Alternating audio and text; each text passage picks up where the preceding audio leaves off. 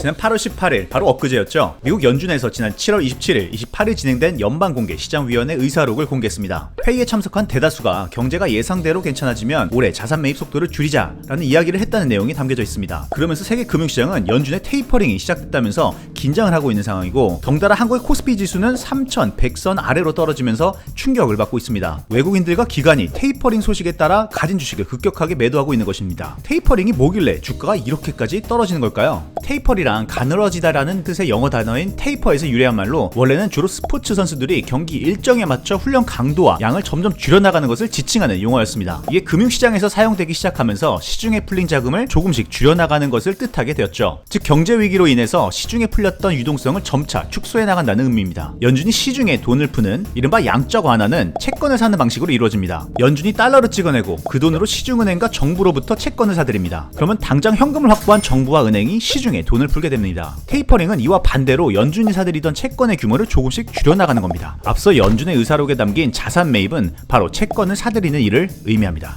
작년에 코로나로 인해서 위축된 경기를 부양하기 위해서 연준은 사상 최대 수준의 양적 완화를 기록하면서 전례 없던 강력한 경기 부양책을 꺼내들었습니다. 하지만 시중에 돈이 많아진 만큼 그만큼 돈의 가치가 떨어지게 되고, 이는 인플레이션으로 이어지게 됩니다. 몇 달 전에 대파가 너무 비싸져서 집에서 대파를 키우는 게 유행이었던 거 기억하시죠? 이런 현상 때문에 돈을 무한정 찍어내는 것은 다소 무리가 있습니다. 그렇기 때문에 최근 백신도 맞고 경기도 점차 회복되기 시작하니까 테이퍼링 이야기가 나오고 있는 겁니다. 연준의 테이퍼링은 이머징 국가들, 즉 중국, 브라질, 터키, 러시아 같은 신흥국에 직접적으로 영향을 줄 수 있습니다. 신흥국 통화는 기축 통화인 미국 달러에 비해 안정적이지 못하고 경기 회복 속도도 느릴 수밖에 없습니다. 이 때문에 미국의 경기에 초점을 맞춘 연준의 테이퍼링이 신흥국에게는 불리할 수밖에 없는 것이죠. 테이퍼링과 함께 신흥국에 투자했던 외국인 자금이 빠져나가고 환율이 올라가면서 경제 전반적으로 타격을 받는 것이죠. 실제로 지난 2013년도에 갑작스럽게 발표한 테이퍼링으로 인해서 신흥국 통화 가치는 평균 13.5% 하락하고 주가도 급락하면서 이른바 긴축